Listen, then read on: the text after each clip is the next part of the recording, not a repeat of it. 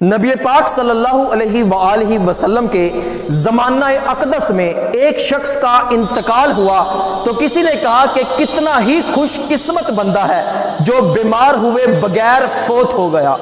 تو رسول اللہ صلی اللہ علیہ وآلہ وسلم نے ارشاد فرمایا کہ تم پر افسوس ہو، کتنا ہی اچھا ہوتا اگر یہ بندہ موت سے قبل کچھ عرصہ بیمار رہتا پھر اس کو موت آتی۔ تو صحابہ کرام نے عرض کیا کہ یا رسول اللہ صلی اللہ علیہ وآلہ وسلم، موت سے قبل بیمار رہنے کی کیا فضیلت ہے؟ تو رسول اللہ صلی اللہ علیہ وآلہ وسلم نے ارشاد فرمایا کہ اگر کوئی شخص اپنی موت سے قبل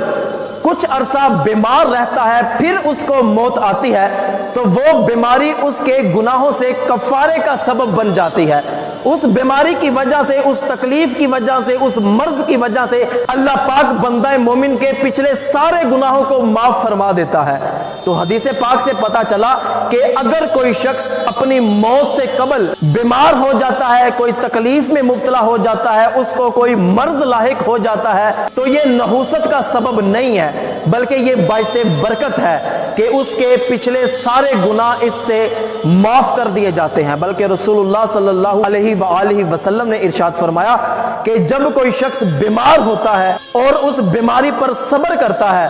تو اس کے گناہ ایسے جھڑتے ہیں جس طرح درختوں سے خشک پتے نیچے گرتے ہیں۔ اور پیارے آقا صلی اللہ علیہ وآلہ وسلم نے ارشاد فرمایا کہ جب کوئی شخص بیمار ہو جاتا ہے تو اللہ پاک اس کے پاس 2 فرشتوں کو بھیجتا ہے اور فرشتوں کو حکم دیتا ہے کہ جاؤ بیمار بندے کے پاس اور اسے دیکھو وہ کیا کہتا ہے۔ تو اگر بیمار شخص بیماری کی حالت میں اللہ پاک کا شکر ادا کرتا ہے، اس کی ثنا بیان کرتا ہے، الحمدللہ کہتا ہے، تو وہ فرشتے اللہ پاک کی بارگاہ میں حاضر ہوتے ہیں اور عرض کرتے ہیں کہ یا اللہ تو نے فلاں بندے کو بیماری عطا فرمائی اور وہ بیمار ہونے کے باوجود بھی تیرا شکر ادا کرتا ہے، تیری ثنا بیان کرتا ہے، الحمدللہ کہتا ہے۔ تو اللہ پاک ان فرشتوں سے ارشاد فرماتا ہے کہ اگر میں نے اپنے اس بندے کو اس بیماری کی حالت میں موت دے دی تو مجھ پر حق ہے کہ میں اس بندے کو بغیر حساب جنت عطا فرماؤں گا، اور اگر میں نے اس کو صحت تندرستی عطا فرمائی تو میں اس کو پہلے سے بھی زیادہ گوشت اور خون عطا فرماؤں گا۔